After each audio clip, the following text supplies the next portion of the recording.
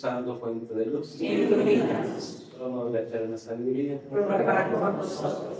en nombre del Padre, del Hijo y del Espíritu Santo. Amén. Vamos a continuar con nuestro problema de conciencia y vamos a terminar. Bueno, pues vamos a ver.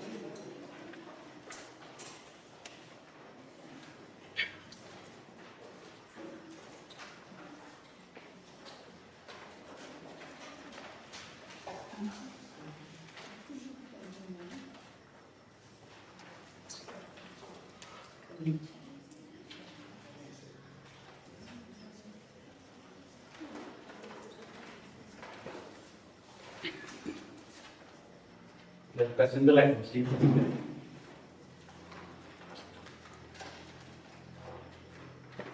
Ya vimos lo que es la conciencia, vimos que la mención era la Concilio Vaticano II, ya vimos lo que es la conciencia dudosa, ¿verdad? Aquella que, entre las opciones que a veces nos presentan delante, pues también irse por un lado como por el otro, o tan mal irse hacia un lado como por el otro. Entonces, vimos las reglitas, ¿verdad?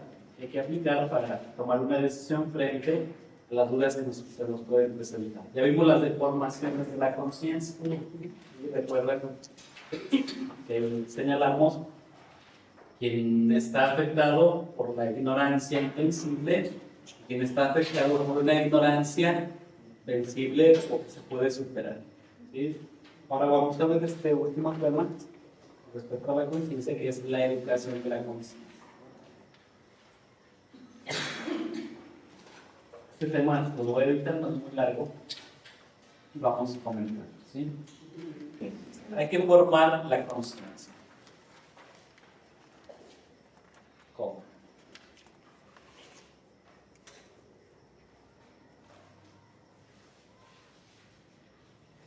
Y esclarecer el juicio moral.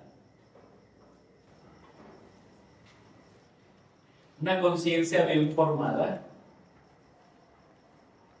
punto y seguido, una conciencia bien formada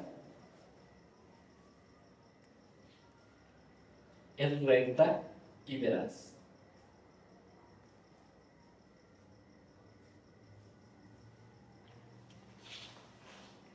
Punto y seguido, formula sus juicios según la razón.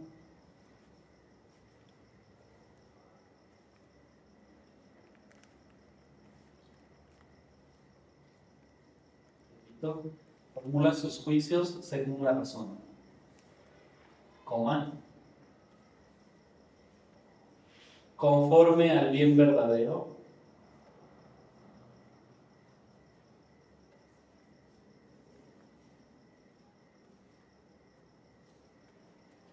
Querido por la sabiduría.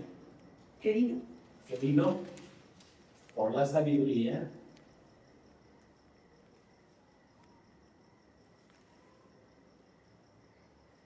Del Creador.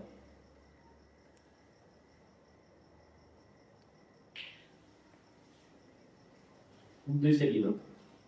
La educación de la conciencia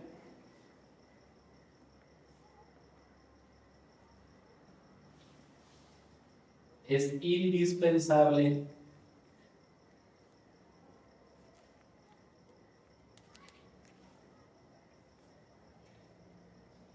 en seres humanos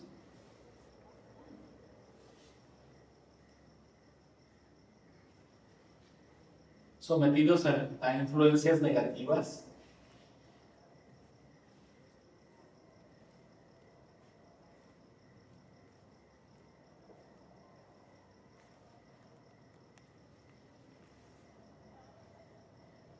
y tentados por el pecado,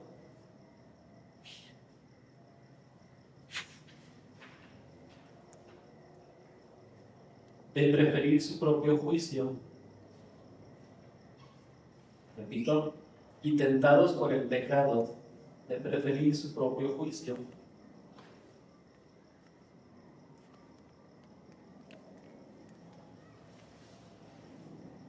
Y a rechazar las enseñanzas autorizadas.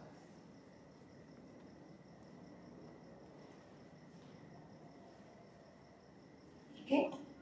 Y a rechazar las enseñanzas autorizadas.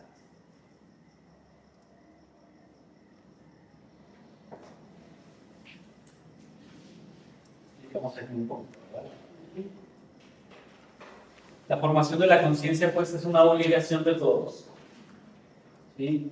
Y nosotros, como pastores, como encargados de una comunidad, tenemos ese deber importante de formar conciencias. Sí, pero el primer responsable es cada uno. Nosotros, a través de la homilía, a través de la confesión, a través de la dirección espiritual, es como vamos apoyando este deber que cada uno tenemos, de ir formando la conciencia. Creo que todos así, con un juicio muy general y a veces superfluo, podemos distinguir a una persona que tiene muy bien formada. Podemos decir a esta persona es muy recta, es muy honesta en su actuar, es congruente, es coherente en su vida, y con lo que cree, con lo que hace, con lo que dice, exactamente. Yo creo que fácilmente se detecta. Y por otro lado, también detectamos muy fácilmente quien tiene una conciencia muy mal formada.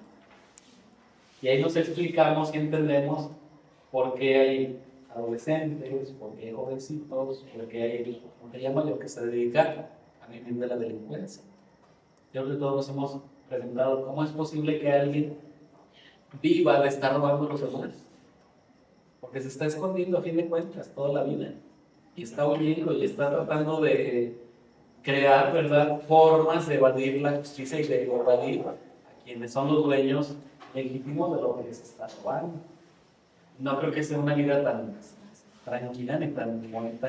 Siempre es algo de mancha. Exactamente. Pero como que se Sí, pierde presentaciones. pero vemos cómo lo que pasa es que su conciencia no la han formado. Y además, con lo que hemos visto anteriormente, o sea, si estamos hablando de que la conciencia es el sagrario donde el hombre se encuentra con Dios, es gente que le tiene miedo, por ejemplo, a estar solos. Fíjense cómo nuestro mundo actualmente nos tiene llenos de ruidos, y le tenemos miedo a escucharnos. Ese es el miedo, a escuchar nuestra conciencia. Tenemos que prender el radio, tenemos que prender la tele cuando estamos en la casa solos.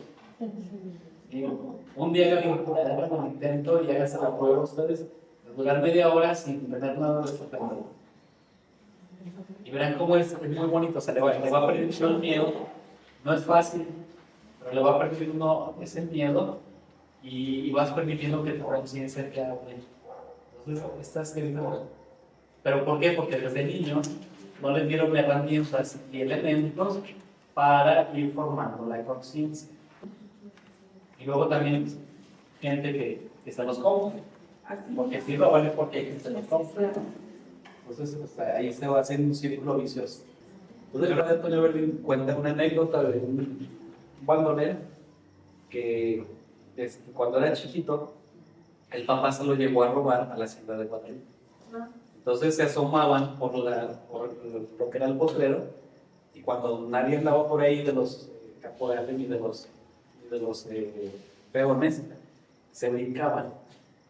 Estaba al niño, y entonces el niño iba y robaba el chile, iba y robaba el maíz, y luego se lo robaba. Entonces, pues ese niño obviamente fue creciendo con una conciencia de forma. Crece, ¿y a qué se dedica? A robar. Y entonces dice el padre que lo agarraron robando, y pues la pena que le impusieron fue morir en la boca. Y entonces que cuando lo iban a ahorcar, le estaba preparando un paredón, llegó la mamá, y llegó llorando, implorando clemencia, ¿verdad? No lo ahorquen, mi hijo. Y que el hijo, dice el padre, y eso a mí me lo contó porque dice, el juicio de los hijos a veces es implacable. Se volvió el muchacho el bandolero, y le dijo, hubiera llorado cuando yo era niño, cuando mi padre me enseñó a robar. Dice, no, ahorita. Dice, ahorita ya no es tiempo. Y le dijo, hagan su trabajo. Pero qué duro, ¿verdad? O sea, que le dijo algo, le reclamó a la mamá, y él pues vio su situación y dijo, hubiera llorado cuando era niño, cuando me enseñaron a robar. No ahorita. Porque no funciona. No lo hubieran necesitado. Bueno, ahorita traemos el problema con los niños de la patineta. Está de moda y donde quiera se suben las rampas para las sillas de ruedas y para los discapacitados se han vuelto las rampas para que ellos brinquen y salten. Sí. Aquí a las escuelitas se nos suben a las azoteas a hacer parkour. Muchas veces los hemos corrido y ¿dónde están los papás? ¿Dónde están los papás? Ahorita no, y le ponen las cercas, Que no era conectándose. Ahorita se oye. ¿Dónde están los papás? Sevilla, por encima, sí. Y luego de rato vienen con el padre a ver qué consejo les damos, ¿verdad? Cuando ellos no fueron capaces de dar herramientas, elementos de niños para ir formándolos en su conciencia. Entonces la conciencia se va deformando. Existe. Tenemos la ley natural, vamos a ver ese tema enseguida. Ahí está grabado. Pero también, ¿qué pasa? Le vamos a echarnos de como comités arriba. Eso es lo que pasa también. Claro, que ellos sí se hacen cívicos, se acostumbran a esa manera de vivir. Y les digo, van echándose como cobijas arriba de la conciencia. Y la conciencia les sale, ¿eh? Les dice, lo que estás haciendo no está bien. Y sin embargo le echan otra cosita para que no olvide, para que no se escuche. Y ella es gente que le tiene miedo al silencio y a la soledad. Porque es una soledad que les reclama. La conciencia es cuando habla en esos momentos.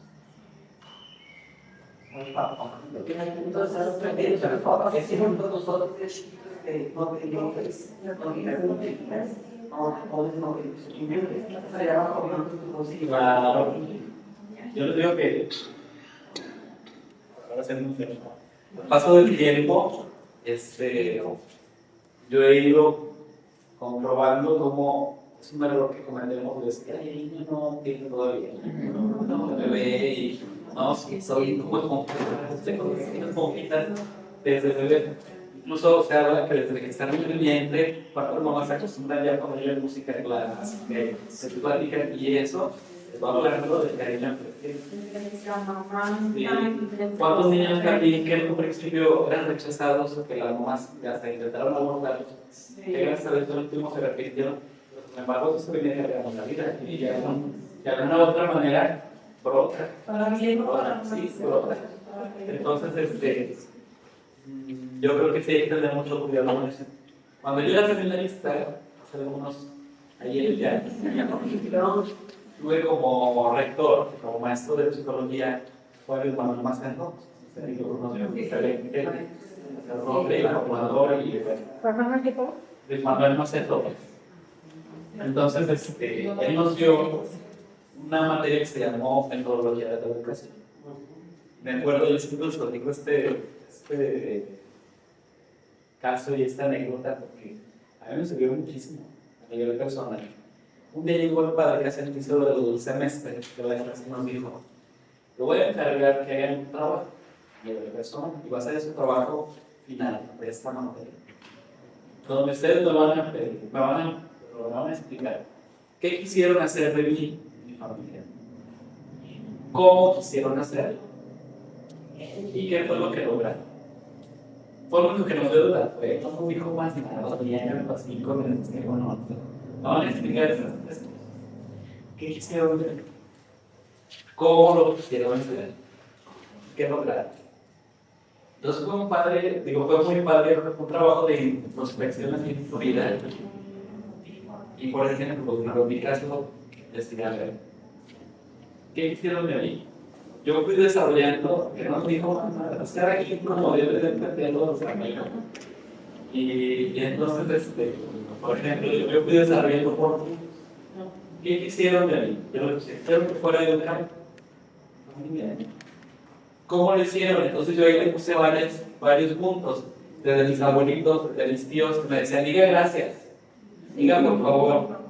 Salude, buenas noches. Cuando se vayan, despídase. Teníamos que darle beso a los abuelitos cuando llegábamos y me acuerdo que mi papá le besaba la mano. Entonces, un brinco generacional bien curioso en la familia de mi papá. Mi papá y sus hermanos les daban usted, mis abuelitos, sus papás. Y nosotros, ya los nietos, les dábamos. pronto les hablaba de tú. O sea, con respeto y les decía bonito, pronto les hablaba de tú. Y mi papá y sus hermanos les saludaban a usted. Y mi papá y sus hermanos les saludaban de beso en la mejilla y en la mano. Nosotros solamente les saludábamos de beso en la mejilla. Y de un santo generacional muy curioso. Pero entonces yo fui anotando todos alrededor de él. Que, o sea, todos, o sea, yo bien siempre de que yo me acuerdo que era niño. Y si nosotros nos salíamos de casa de mi abuelita y no le habíamos dado beso, no, se acabó el mundo. A ver, ahí se despidió de mí, nos reclamaban. Pero vean cómo él está. Lo que es lograr. Entonces, como yo alcanzo a decidir que, pues sí soy educado, ¿no? Estoy frente a teatro público, cuando voy a mi casa, cuando llego con mis hermanos, con mis tíos, siempre saludo, digo, por favor, miren, me marcó. Entonces, fue un trabajo muy interesante de ver cómo y valorar esos elementos, esas herramientas que nos dieron en casa. Nos dieron en casa. Y cómo de verdad agradecer. A mí me encantó el trabajo y de ella me sirvió a nivel personal para descubrir muchas cosas que ya son tan cotidianas que no las valoramos. Las dos familias de las cuales yo provengo eran bien diferentes. La familia de mi mamá, por ejemplo, mi abuelita, muy seca en su trato, pero una mujer hermosa físicamente y en su manera de ser. Pero a ella le costaba dar el beso, ¿verdad? ¿Por qué? Porque a su vez sus papás me salían. ¿Sí?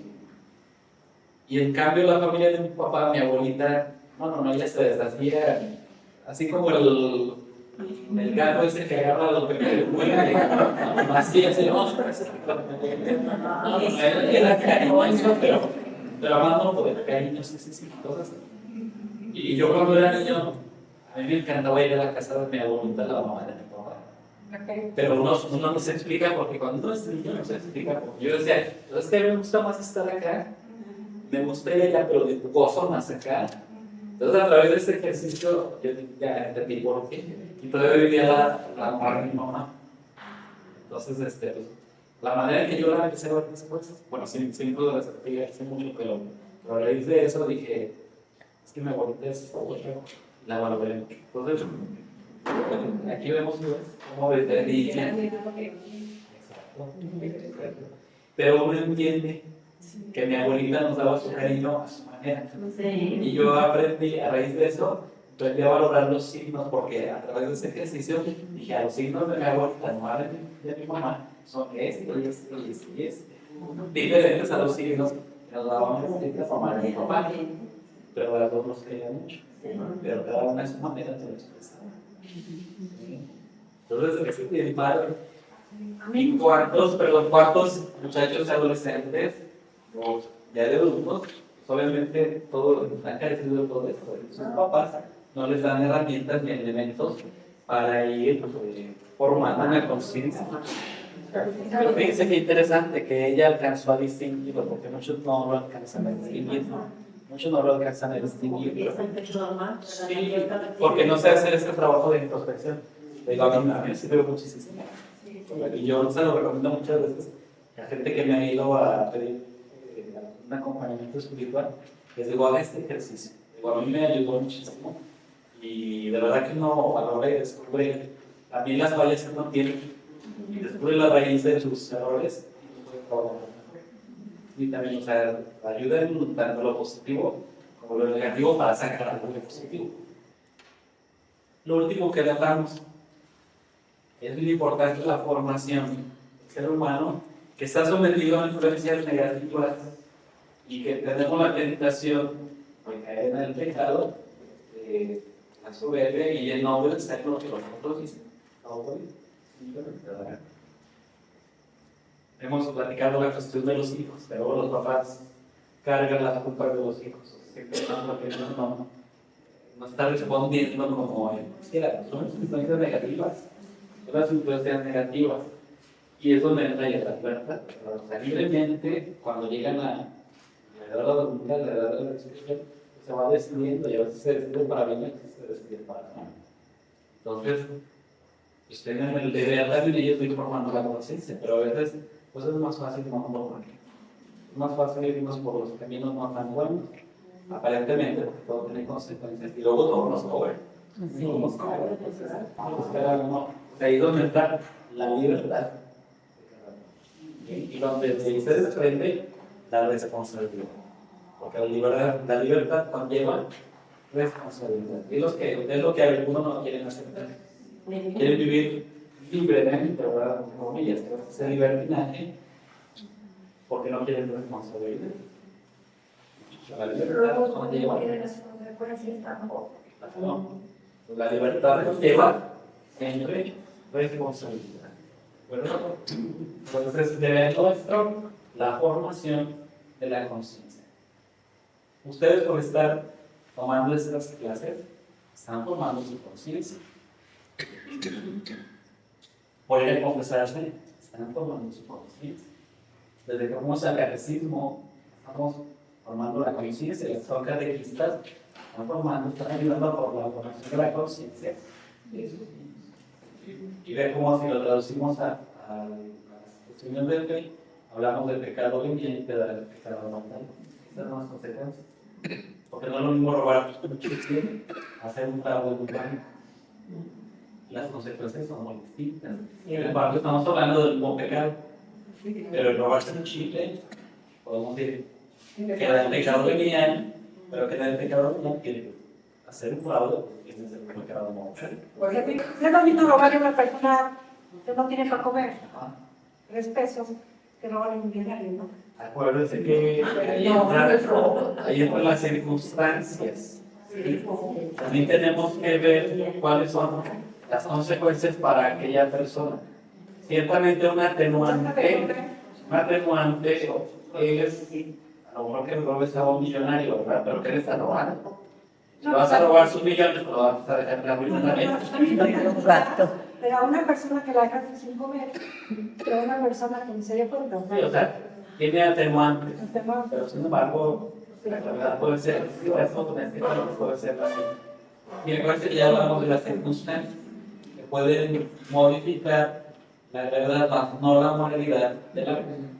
Hablábamos desde el primer día, ¿se acuerdan? De matar a alguien en defensa propia. Entonces, no vamos a decir, pues, está bien, no me lo matan, ¿no? Y creo que quien lo ha tenido que hacer, no se siente muy bien. Y sin embargo, está la atenuante de que tenemos, en primer lugar, que defender la propia vida. Y entonces yo estoy defendiendo mi propia vida y en eso va a lo mejor matar al otro o defender a la familia. Entonces de ahí está un atenuante. Y en ese caso, en el de matar a alguien en defensa propia, el pecado queda como venial, pero es algo malo. Se fijan, no cambia la moralidad de la vida. Es algo malo, pero la gravedad del pecado es el que cambia. ¿Sí? Dentro de la iglesia, a partir de San Agustín, siglo IV, se ha manejado un término de guerra justa. Que ninguna guerra es justa, ¿verdad? Sin embargo, este término se ha venido acuñando para tratar de limitar la violencia en la guerra se desata. Las guerras se van con todo, y hay que observar ciertos requisitos, ¿sí? Para poder decir que esta es una guerra justa. Yo, por ejemplo, cuando estaba en Roma, tomé una materia que se llamaba la guerra y la paz. Se llamaba la guerra y la paz y sus implicaciones morales. Y entonces yo hice un trabajo final sometiendo a estos requisitos para ver si había una guerra justa o no, la guerra cristera aquí en México. Y casi cumple con todos, pero no cumple con todos. No cumple con todos. Hasta después ya se cumplió con uno que le faltaba, pero el índice no los cumple. Pero la intención es eso, o sea, limitar la violencia que se vive en una guerra. Por ejemplo, hay un requisito antes de la guerra y durante la guerra, que es el respeto a las personas que son neutras ante la guerra. Sí, a los civiles, a los niños, a la gente. ¿Ustedes no se respetan? Siempre que hay un atentado terrorista, siempre que hay una guerra civil, dan cifras de cuántos inocentes mueren en medio de la guerra. ¿Por qué? Porque ellos avientan la bomba. Y esté donde esté el soldado y la señora y el niño que iba corriendo. Entonces difícilmente se puede prever eso. Pero bueno, el soldado está defendiendo su parte y está defendiendo la propia vida. ¿Sí? Hay una película, perdón, muy buena que saqué hace poco, se llama Hasta el último hombre, realmente. Ya la vi. Está muy buena. Hay un límite, ¿verdad? Por ejemplo, en la cuestión de la autoridad, que luego lo vamos a ver. Cuando quien es autoridad manda hacer algo en contra de la conciencia o algo moralmente válido, entonces no estamos obligados a obedecerlo. Quizá pudiera ser la interpretación que yo le hallo, porque siempre Víctor fue cargando con eso. Fue que a lo mejor el superior le pudo haber mandado que matara a alguien de manera injusta. Entonces él obedeció la orden superior, ¿verdad? Pero en este caso, o sea, si él veía que era injusto, él, moralmente hablando, estamos hablando desde el punto de vista de fe, no estaba obligado a cumplirlo. Otra cosa es luego que en el ejército lo pueden sancionar y bueno, puede haber tantas cosas también, pero sí, está basado en una historia real, pero todavía hay personajes ficticios. Entonces, esta película habla de, en parte, la función que tuvo la iglesia después de la Segunda Guerra Mundial y presentan ahí un general nazi que él era médico investigador y entonces él es el que empieza, según como lo presenta la película, es de los que le toca pedir el ciclón, que era el gas con el que mataban a los judíos. Y él en un primer momento, él no sabe para qué lo usaba. O sea, le dijeron, es para desinfectar la ropa y todo, pero no sabía. Entonces él está investigando y se ve bien tranquilo. Pero luego descubre lo que están haciendo y entonces él dice, ¿qué vamos a hacer? Y él era protestante. Pues vayan con su pastor y el pastor dice, pues no podemos hacer nada. Y entonces en la película se ve cómo hace amistad o empieza a dialogar con un padre jesuita que era muy cercano al Papa Pío XII. Ese personaje jesuita no fue él, sino existió. ¿Sí? Pero entonces, a través de él, en la película trata de hablar con el Papa para que el Papa condene. Y está bien, la película está bien, es muy buena. Amén. De hecho, uno la ve, yo creo que aquí en el Bodega de Santa Mónica, véanla y está a 20 pesos. Búsquenla, está a 20 pesos. Esto es una película buenísima. Tiene una suástica. A veces por la suástica me dice, ¿de qué tratará? De dar miedo. Pero véanla y está muy buena. Está muy buena. Hay otra película muy buena de los años 70, 80, por ahí. Esta viejita está bien buena. Se llama Los Niños del Brasil. Sí. Está muy buena también. Muy buena. Y habla del doctor Mengele. Pero también es una historia basada en un personaje real, pero ya con la historia ficticia. ¿Sí? Continuamos pues con la educación de la conciencia. Punto y aparte. La educación de la conciencia. Fíjense muy bien en esto. La educación de la conciencia es una tarea de toda la vida. ¿Sí? Punto y seguido. Desde los primeros años,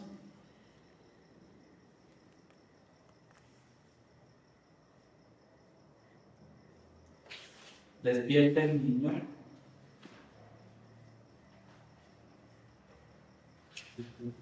Despierta el niño al conocimiento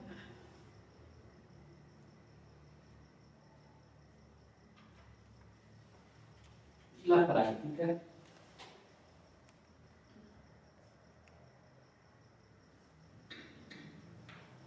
de la ley interior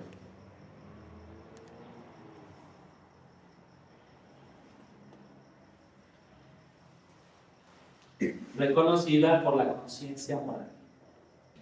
En lo que decíamos hace un momento, ¿verdad? De vientre.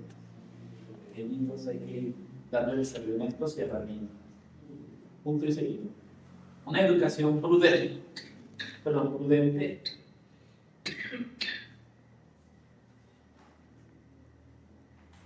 Enseña la virtud.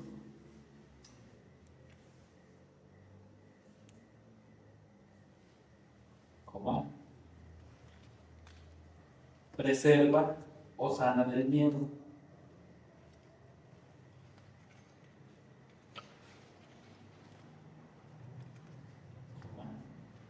Del egoísmo del orgullo.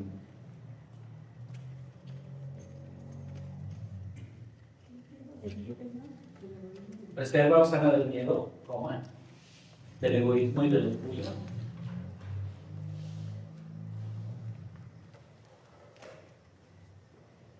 Coma, de los insanos sentimientos de culpabilidad.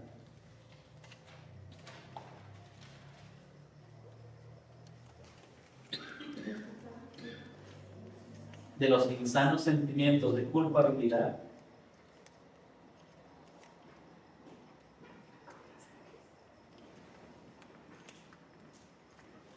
y de los movimientos de complacencia.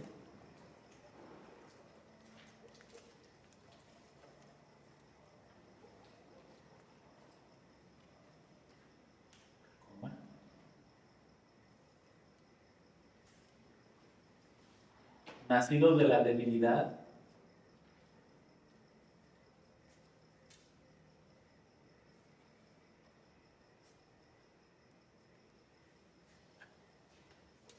y de las faltas humanas.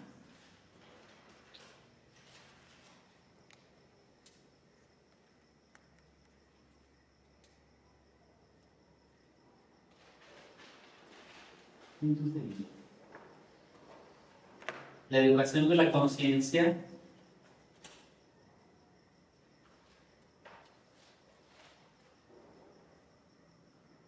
garantiza la libertad.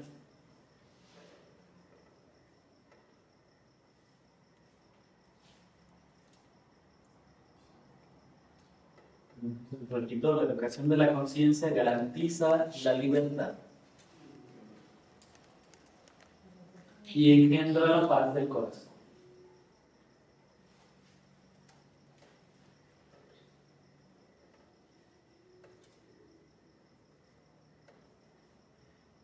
Por eso a mí me gusta mucho cuando los domingos primero los papás mandan a sus niños, a los nietos con la despensa.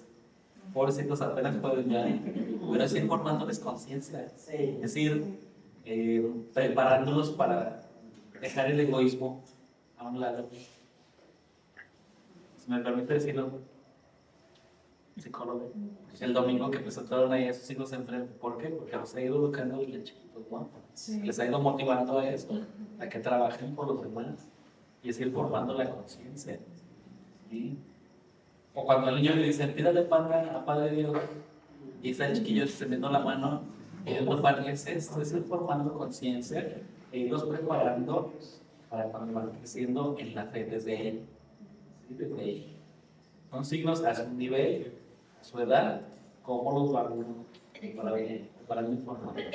Pero también hay maneras de seguir formando la conciencia a nuestras edades. ¿Sí?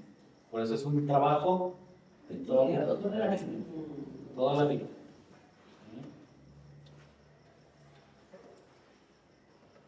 Por ahí Jardines del Lago, que la dicen las herejes. Sí, de ti. Hay unos muchachitos que van a los rosarios, cuando se creen los aires, y van solos y les gusta, ¿verdad? Y ahora cada vez participan más con la literatura, los niños que es hermoso. Ya les decía, cuando ustedes sean grandes se van a acordar y vamos a los hermanos. Yo me acuerdo cuando éramos niños y mi papá nos mandaba a las posaditas. Llevábamos a mi hermana la más chiquita y cantaba bien, recién bien frío. Estaba una vergüenza que cantara. Me gustaba mucho ir a las posaditas. Yo disfruto mucho las posaditas. Sí, nos daban. También a mi hermana. También a mi hermana le dábamos bono. Y pues me gusta rezar el rosario. Nos enseñaron desde niño, de mis abuelitos, mis papás. Pues el hecho del ser hiperesposado ya es una forma de... En el seminario se siguen haciendo las posadas tradicionales muy, muy bonitas. Sí, muy bonitas. De hecho, se reza la letanía por el pasillo, con las únicas perdidas. Y el latín, la letanía se hace en latín. ¿Tú puedes ir por parte que haciendo la Si es de la Liga de los Sacerdotes del Seminario de los Fieles, sí. Así es colectora mensual también. Sí, es que sí, la Sí, señora no. se estaba en la Sí, Virgen, no. en la cocina. Antes sí dejaban entrar, sí, es la medalla milagrosa. Antes sí dejaban entrar, pero como luego empezó a ir mucha gente, esa posada es una posada para los bienhechores. Ya la restringieron, entonces sí ya se han invitado bandas, pero es muy bonita. Entonces, los que son de la liga, y hay algunos que son parte de este grupo, de Liga de Recíprocos Auxilios Internacionales a los Fieles, y que son los que se dedican a ir promoviendo la oración por las vocaciones. Y la patrona es la Medalla Milagros, la imagen de la Medalla Milagros. Por ahí les llegaron un día a su casa la imagen, es porque la están moviendo gente que está dentro del No grupo. estoy invitada. Hay colectores no, la vamos a invitar a trabajar. Que nos ayude a mover una imagen con los conocidos. Entonces se O con los recibos. son bien bonitas, y como yo tenía la empecé de mi familia, voy a ir a vivirlas allá. Entonces es bien mágica. Angelita, ¿estás puede Ahorita, usted que dijo que su familia rezaba el rosario Padre por eso, Dios le puso sacerdote. Y en parte es enfermedad, o sea, ayuda para que uno pueda descubrir su vocación. Son regalos que son. Entonces, ¿qué es lo que pueden hacer? Ser promotores vocacionales. O sea, motivar a la vivencia de la fe, el educarlos en la fe, y eso puede facilitar el discernimiento vocacional, pero no necesariamente va a surgir un sacerdote de ahí, ¿sí? No necesariamente, pero sí se propicia que se pueda hacer el discernimiento más. Es que sí, se le llama vocaciones adultas, y hay unas muy tardías. De hecho, hay un seminario para gente ya muy mayor, hay para los seminaristas hasta como de 50, 60 años, que para ser seminaristas sí son muy grandes. Porque luego van a decir, es que eso es lo que tenemos. No, pero para ser seminaristas sí es muy grande. Entonces, no puedes meter a una persona que ya trabajó toda su vida, que estuvo en oficina, que trabajó hasta con políticos, con jóvenes de 18 o 20 años, te vas a desesperar. Yo cuando entré, yo les ganaba con 6 años a la mayoría de mis compañeros. Y luego se quedaron sorprendidos porque yo jugaba más que ellos. Yo era más profesor que ellos, a veces. A veces. ¿A usted qué le llamó irse al seminario? Pues es que hay muchos elementos, y yo creo que aquí sobre todo es la apertura que uno puede tener a los signos que Dios le da. Yo desde que era niño sí me llamaba la atención, pero yo decía, no, y yo no lo aceptaba así del todo. A mí me llamaba mucho la atención, ¿sabe qué?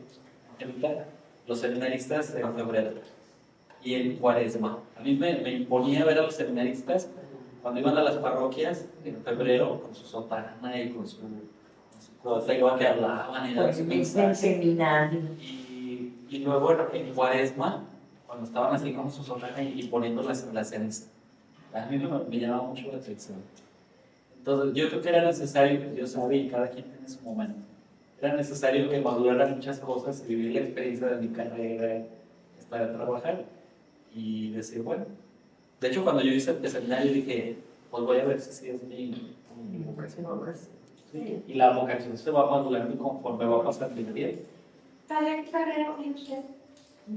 Soy licenciado en análisis químico-biológicos. Químico biólogo. Soy químico. Químico biólogo en la UMA. Pero sí, a veces la familia, en vez de ser un apoyo, es obstáculos. Entonces, por eso lo que usted dice, ¿qué podemos hacer para que vivamos optimistas? Es más bien ser apoyo para que se haga un discernimiento vocacional adecuado y para que dé la respuesta generosa de la persona, ¿no? Para la vida, ¿verdad? Sí, pero la vocación es un regalo, tan es así que a pesar de que hay oposición, no puede recibirle y decir, me voy. Y es muy bonito. La verdad, sí creo que es como para terminar el tema, si no, ahí es punto y seguido. La educación de la conciencia, no, eso ya se los iba a decir. La educación de la conciencia garantiza la libertad de de la paz y corazón. Punto y aparte. En la formación de la conciencia,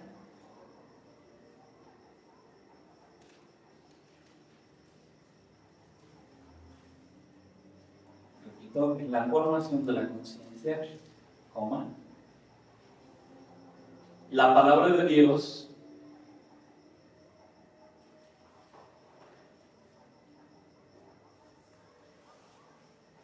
es la luz de nuestro caminar.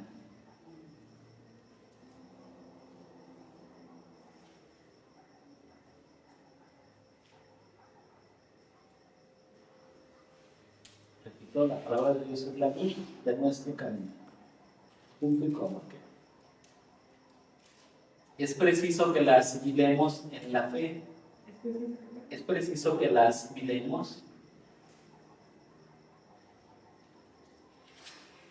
en la fe y la oración.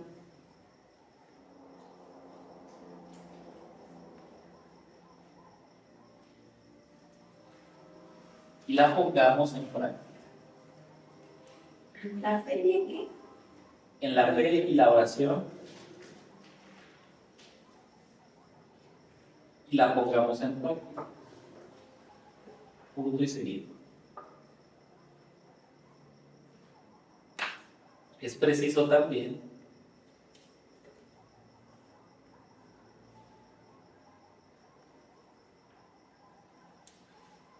que examinemos nuestra conciencia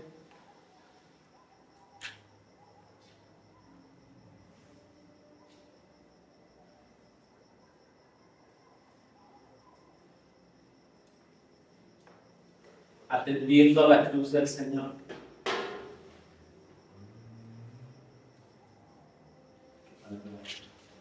Atendiendo a la cruz del Señor.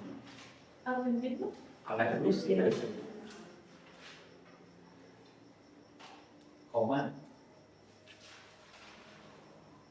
Ayudados por el testimonio.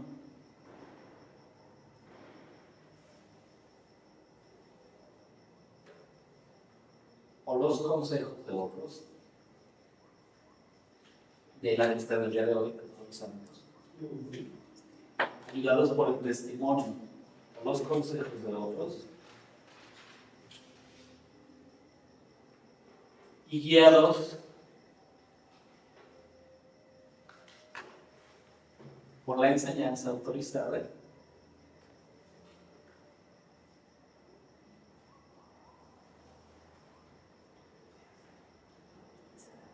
Y guiados por la enseñanza autorizada de la Iglesia. Recuerden que yo les he insistido mucho, libros que vean de la Iglesia, busquen, tengan autorización eclesiástica y que lo imprimar. La firma del obispo, un arzobispo, de un cardenal, un sacerdote. ¿Sí? Pero porque luego nos llegan proyectos, los libros, y todo lo leemos o no lo leemos. Cuando no es enseñanza autorizada. No todos. Por ejemplo, hay estas devociones que ya son de mucha tradición, de mucho tiempo. Pues ya lo conocemos, ¿no? Pero luego sí hay cosas muy delicadas que se afirman en ciertos libros, entonces sí hay que buscar más. Ya desde que uno encuentra eso en un libro, enseñanza autorizada. Pero, por ejemplo, una conciencia que ya está formada, que ya está adquiriendo herramientas, podemos hacer un discernimiento. Entonces, ahí es cuando alguien le dice, vale, podemos continuar con el protestante, usted ya está formado, sí, porque entonces no lo va a confundir. ¿Sí? Y en cambio, cuando la gente no está formada, que está en la puerta, se empiezan a confundir, pues están poniendo el peligro su propia fe. ¿Sí? Un libro que a lo mejor no es tan ortodoxo, puedo sacar cosas buenas, todos tienen cosas buenas y malas, pero yo ya tengo criterios para poder decir, esto está bien, esto no me va a servir, y bueno, simplemente no le hago caso. Porque luego caemos del panteísmo, ¿verdad? Es un panteísmo moderno, porque Dios es así como parte del todo y del universo, y bueno, ¿sí? Y sin el afán de criticar, pero ahí yo creo que igualmente los padres pongan más atención en lo que ellos están ofreciendo, porque por el hecho de entrar a la segunda red católica, no los compran con más cuando los chicos se empiezan a analizar, no está tan bien. Entonces, sí hay que tener mucho cuidado. Yo, por ejemplo, aquí en la proveeduría, la otra vez todavía me encontré, es que no me tocó verles ya, unas estampitas de la Divina Infantil. Me las llevé yo a mi coche, las tengo, luego las voy a quemar. Pero esta de qué guau, es un error teológico y dogmático. María no es Dios, no es diosa. Entonces, no se le llama la Divina Infantil, sino la infancia de María o la niña infantita. Sí, son términos adecuados, no la Divina Infantil. Y esa es la que te quiero cargar. Por ejemplo, eso de traer la cargada a todos lados es una deformación, porque ya hasta hay padres que hasta la promueven. Porque luego dicen, es que hay que cargarla porque si no llora y hay que darle de comer y cambiarla. No, eso, por ejemplo, sí es idolatría. Algo que luego nos achacan nuestros hermanos separados. Esa práctica sí es de idolatría. Diferente a que yo tenga la imagen de María, pues es como otra imagen. La tengo ahí, tengo devoción. Que la lleve el día 8 de septiembre a misa la imagen. Pero no que todos los días. Son las tortillas con la niña escarbada. Ahí sí, esa es una deformación de esa devoción. Me tocó ver en un templo en una ciudad que iba a hacer el paseo y desde allí estaba la imagen de la Divina Infantil. Dices, ¿cómo es posible que los padres sigan propagando el error, verdad? Pero bueno, de todo y la ayuda del Señor. Por eso hay que dar herramientas y elementos y todos podemos ayudar a corregir el éxito. Muchas gracias, Juan.